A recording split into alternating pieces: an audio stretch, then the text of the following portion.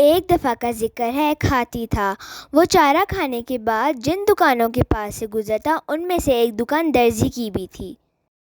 वो चलते चलते जाता और दर्जी की दुकान के पास जाके रुक जाता। वो दर्जी की दुकान के पास जाके ऊंचा ऊंचा बोलने लगता।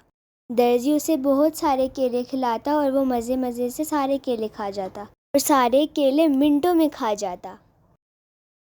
एक दिन हस्बे मामूल के मुताबिक हाथी दर्जी की दुकान पर आया, मगर दर्जी का मूड बहुत ख़राब था, तो उसने हाथी को केले के बजाय सुई चबो दी। हाथी को गुस्सा आया और वो अपनी सूंड में कीचड़ भर लाया। हाथी बहुत गुस्से में था। वो जल्दी से दर्जी की दुकान के पास गया और सारा कीचड़ दुकान के कपड़ों पर डाल दिया। दर्जी की दुकान पे जितने भी कपड़े थे वो सारे गंदे हो चुके थे। दर्जी रोने लगा। इसलिए कहते हैं, जैसा करोगे वैसा भरोगे।